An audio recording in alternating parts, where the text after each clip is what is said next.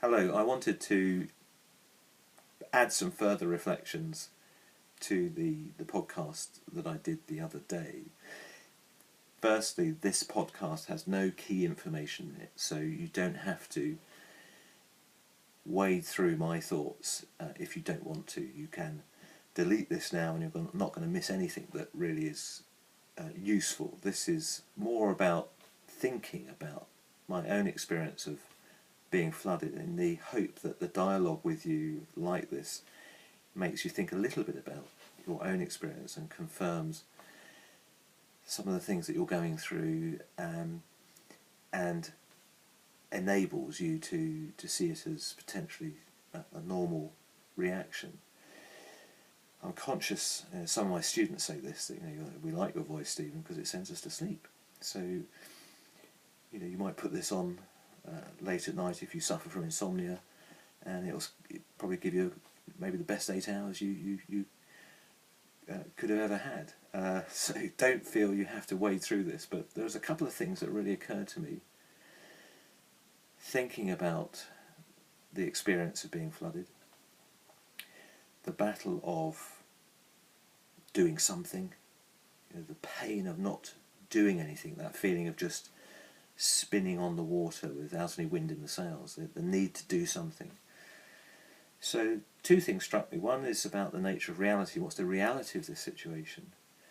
And secondly, the other stream of thoughts was how the event isn't isolated, how being flooded brings in the whole scope of our lives, the sense that we're going in a certain direction, and this cuts right across it, and tears some of the mental ligaments and pulls us in another direction. So just those two things I wanted to talk to you about. And firstly, this idea of what's the reality of the situation for us in Cumbria. What's happening? Certainly with the Carlisle flooding, I part of me thinks, is anybody aware of the extent of this event here? It's epic. I wrote to Neil Parish MP, the chair of the Department of Environment Select Committee, and said, Neil, bring your guys up to Carlisle and we'll walk for 3.5 miles through devastation, and we'll stop at the Beehive pub, brilliantly refurbished by Mick and Christine, and we'll stop there for a pint of flood water, that brilliantly ironic, the bitter irony, pint of flood water bitter, and we'll refresh ourselves. We maybe stop at the Joiners Arms, look at the flood level, and the brilliant plaque they've got on the wall that says the second flood event in 100 years. And we said, look, come up and see it, because I don't think people are aware of the extent of it. When politicians have come up to Carlisle, they've avoided the people. They haven't spoken to us.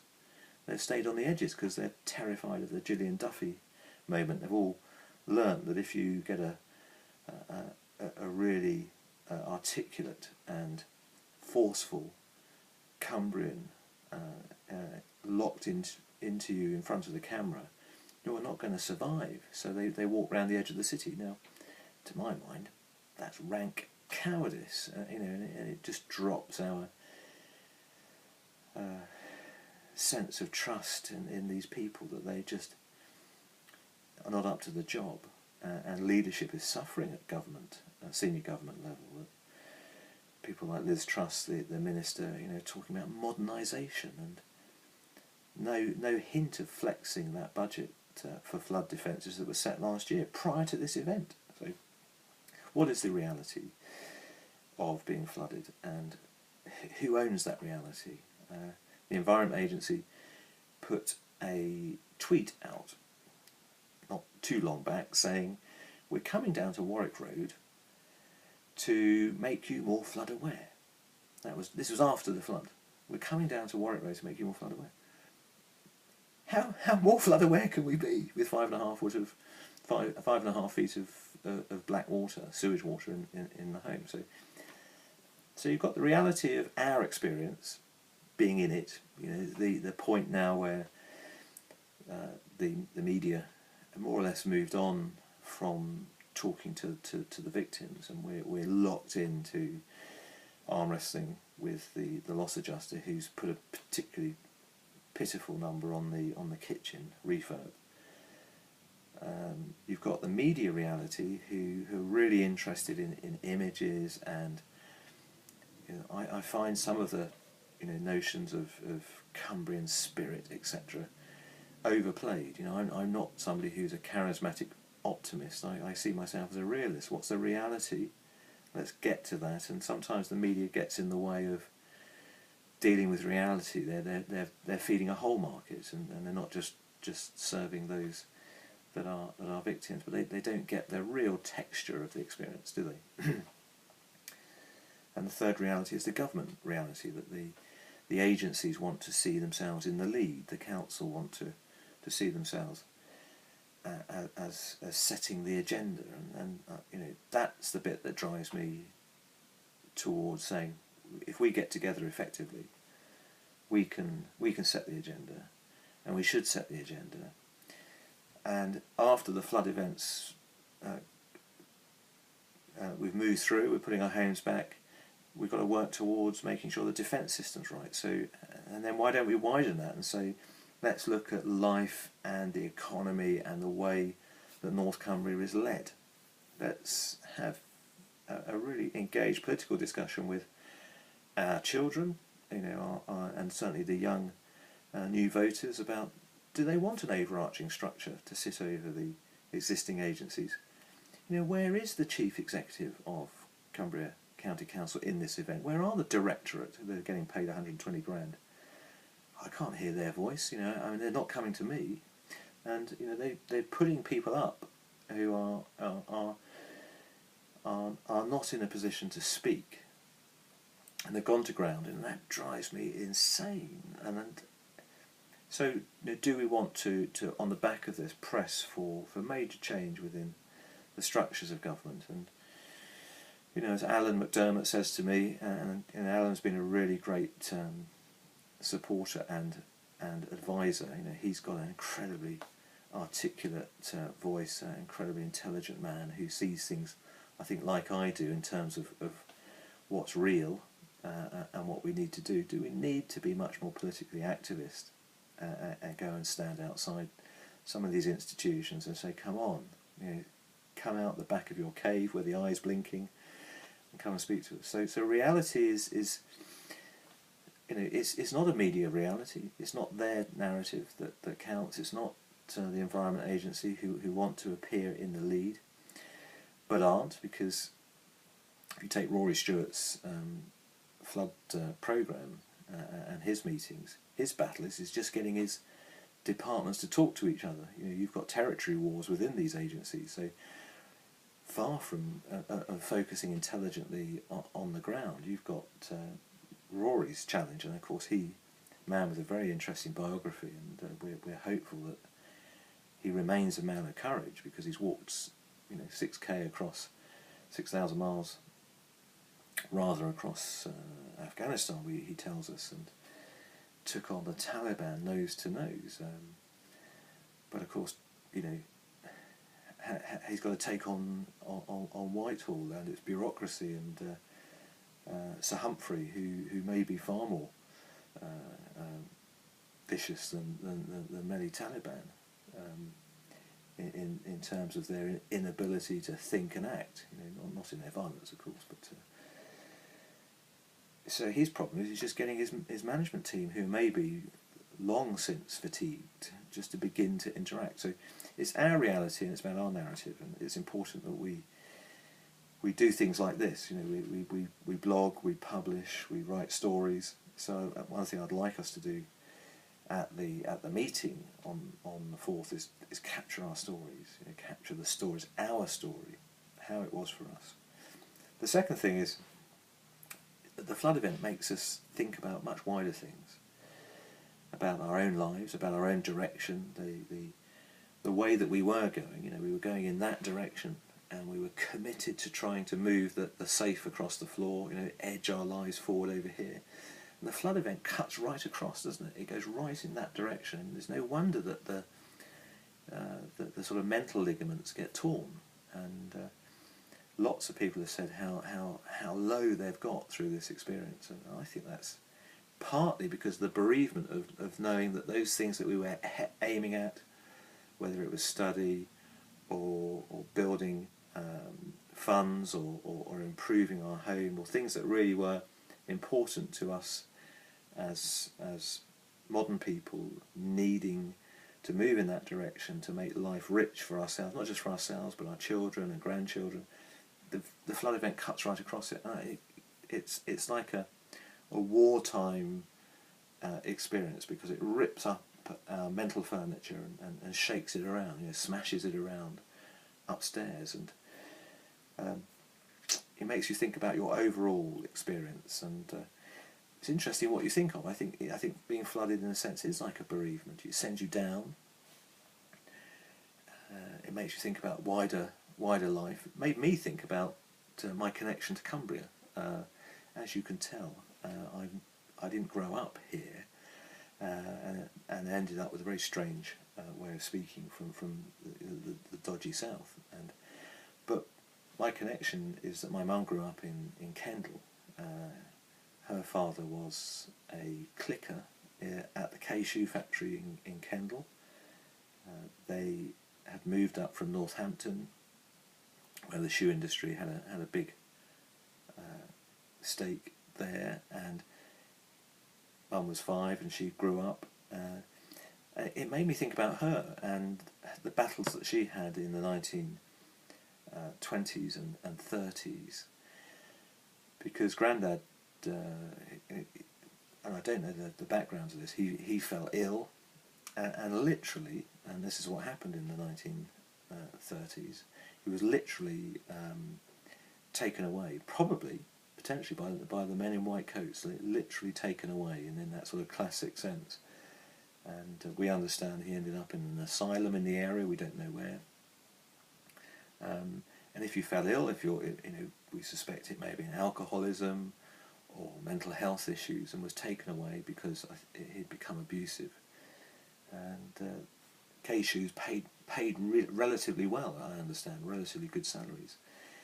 And they fell into, they had to leave what was a nice home, and they fell into a much tougher period as the main breadwinner had gone, and Mum's struggles didn't stop. So in the early period of the Second World War, when she got to 18, she ran away from home, and her mother chased her to the station, and she took the train chased her to bring her back. But she took the train to Carlisle and joined the Women's Auxiliary Training Service at Carlisle Castle, travelled the country with these anti-aircraft gun sights as a height finder, tracking the height and trajectory of German aircraft, and ended up meeting my father on the Isle of Wight, and never returned to Cumbria. But this event made me think about her story, about the story of industrialisation, the collapse of heavy industry here in the north, the disruption that it placed in our lives, our families' lives, and how those lives became tenuous, how after the Second World War the dividend was a different shape of government. The NHS and the welfare state were going to create the safety nets that weren't there to reduce the level of risk that British people had to suffer. But the flood event made me think about that, and I suspect that it's made you think about your journey, the trajectory of the past, how you've got to today, where you're heading. And I think all those things are important, and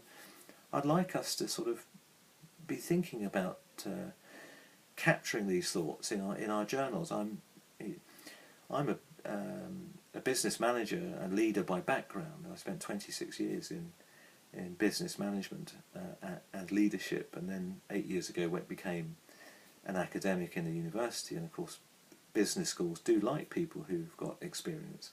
And some of the work that I've been doing with senior leaders is talking about the stories of how they got to be who they are today. And I think that's something we could maybe talk about together, how we capture your stories, but the wider context. It's not just about the text of the flood event. It's about the wider context of how we got to this, and I find that all incredibly helpful. And then it makes me think about the more that we do have dialogue with each other, the more we talk about how we want to shape our stories after the flood, how we talk about the experience to each other, how we talk about the future of the Cumbrian economy and education and leadership and government, and that through storytelling and engagement we start to knit together a clearer image of the future, how we want it to be. I'm not convinced that we want government to get bigger necessarily. We want. I do like the idea that the local people express and set up and take charge of their lives, and we put in place entities on the back of this flood experience which shape the future. But I think we have to do that by understanding each other's needs and desires and hopes, as well as shaping those hopes, and having much more solidarity with younger people, engaging them in the discussion. So it's really those two thoughts, who owns the reality, who talks about it, and I think that connects to the thinking about who we are, how we got to here, and that they meet together in a sense, that the more that we tell the story, the more that we don't just talk about the water in our house, but the journey of who we are, where we want to be, that we start to shape the reality. We start to say, I think we want to be over here. I think this has happened. And we're very honest about how this has affected us. But as a result of this, we don't want to go back to the world that we were aiming at. We want to, on the back of this event, to shape a new future together. That sounds very grand, but I do think it's possible if we talk and think together. It takes wars and floods to disrupt the pattern of life, to get us engagement. I personally don't think we should look too strongly to government leaders. I mean, I've not spent much time with John Stevenson, but it's very difficult to comment on these individuals. They're not coming to me and saying let's go for coffee and spend time, which I think they should, because we should have dialogue across the whole, I think. But he hasn't stood up in Parliament and in a way that I think he might have done, and alerted government to the situation. And maybe he's not that sort of man. He works behind the scenes, possibly. But I do think we need to have a louder voice, and it's not going to be him, and it's not going to be government. It's got to be us. We've got to learn and work out how we set down the agenda for ourselves, and the mechanisms. Maybe the flood action group, after the flood, it broadens out into a broader scope. So I think we need to set the agenda, whether that's sitting down in the pub together and visioning, saying what could we achieve, but make a decision. 2016, after many years of looking to big government to set the agenda for us, we say, I think we need to do it ourselves, and we need to come up with the structures that speak much more loudly, push back against the government narratives and the media narratives, and set out a voice which is much more independent. Using social media, that's the great opportunity, doing things like this, sharing and being grown up about it, that you'll differ from some of my emphases here, and it won't be something that necessarily captures your imagination. It'll be another narrative, and but we need to help you and put a platform out to do that. And gifted people like Diane Bryant and others have got the skill sets to do it. They do this all the time, and so there's a lot of talented people, I think, who can give platforms to share our voice. So that's all I wanted to share, really, and encourage you to write blogs, to tweet, to do things. Maybe you've never done it before, and carry a tape recorder and grab your thoughts, or get the tape recorder or video recorder on your phone, and just start raising up the reality, our reality, and our visioning for the future. And our voice then occupies the space. There's a space in all Western society is often the marketplace, and it's dominated by commercial messages. It's, you know, our children grow up, you know, marketed to by commercial messages all day long. Very liquid, VW, you know, those are the narratives, and we've got to learn, I think, as British people in 2016 to occupy the space with our own thinking, our own voice. So it's about helping us and the next generations to find their voice and to express it increasingly forcefully. You know, round the meal table, I'm afraid, I love arguing. I love argumentation, putting across arguments across that meal space. You know, that table space at the end of the day is for me, that's about communion. That's about the space in which the family learns to argue and listen. It's not about a free-for-all, it's about listening to each other. And I think we increasingly have got to facilitate our leadership in the home, so that communion space at the end of the day, when we sit down together, we are the leaders in the family are saying, what do you think, and protecting the voice of everybody around the table. So what do you think? That's interesting. Not moving away from debate and adversarial, you know, argumentation, but moving to dialogue, where we say, okay, that's interesting. Why do you see things that way? And we become we move into a season of expression, and where local agendas become well argued and well put across, and we listen. We let people, as I say to students, empty your tank. They think that's hilarious, of course, because the British like double entendre, you know, double meaning. So I say, you know, you've got to stand up and empty your tank, and let's create a space in the classroom where you can express yourself. Because I'm involved in leadership development, and I want my students to go anywhere in the world and stand up and speak and have that raw confidence. And it is about confidence, isn't it? It's about the ability to put your ideas across and stand by them, and then have the maturity and the resilience to have people come back. You know, and I'd love you to come back and talk to me and say, Stephen, I think you need to put your focus over there, and not to destroy the person, but to focus on the argument. That's the trick, isn't it, friends? The issue is putting ideas on that table at night time and saying, what do you think of that thought? And then having the maturity to listen to different perspectives. And I think that's what we want to do right across the nation. For me, that's the clear direction of travel for us as Britain, to stop looking to government leaders. Many of these government figures don't have really any experience in running business, week in, month out. They haven't built the track record.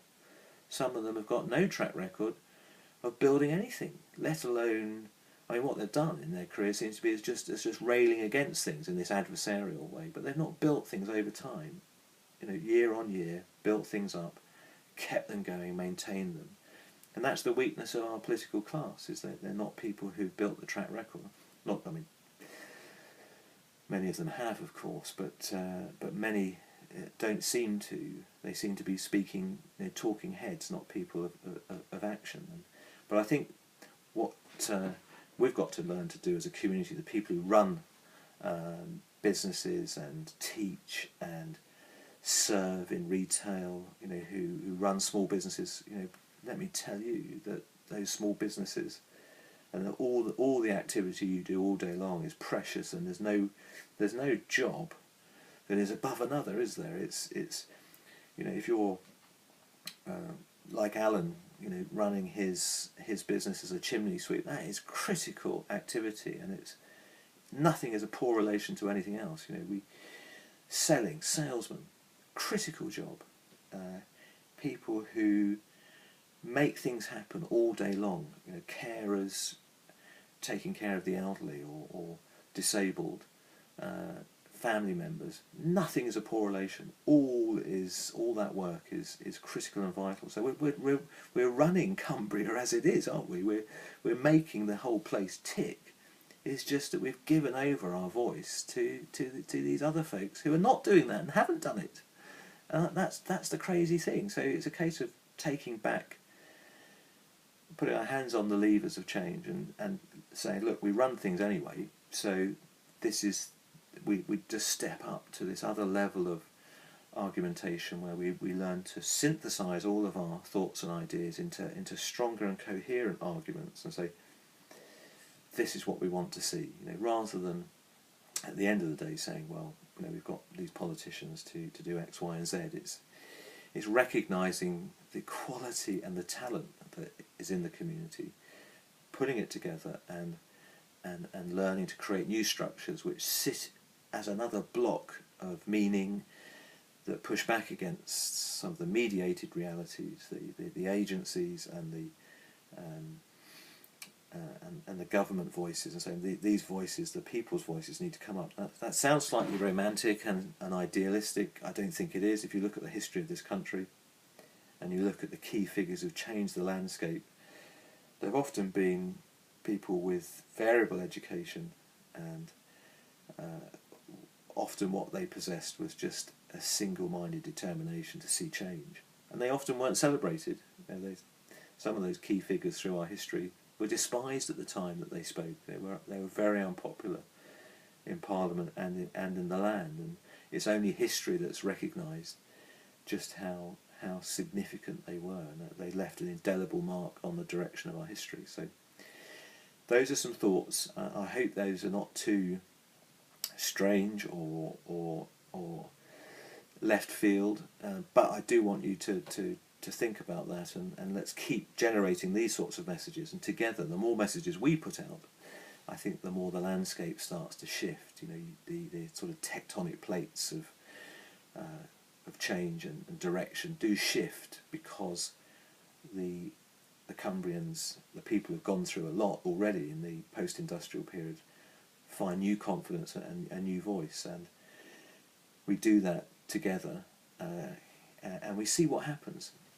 Nothing ventured, nothing gained. So let's encourage our children to blog and to write. And I love going to Ryman's and buying those little black books, and I'll just see if I can find it.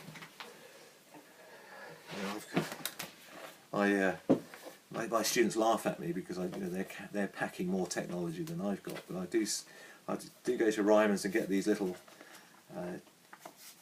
A6 booklets for £3 or £4 and scribble my notes in there all the time. And I find that really helpful, that we become a generation that writes. I say to students, you find writing difficult, but it's like playing the guitar, isn't it? If you want to become a virtuoso guitarist, you put 10,000 hours of practice in.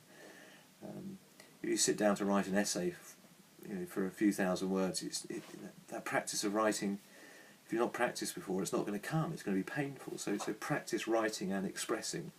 And I wonder whether we all could carry these around and put our thoughts down, and we get into the habit of putting our arguments on the page and maybe reading from it at the dinner table.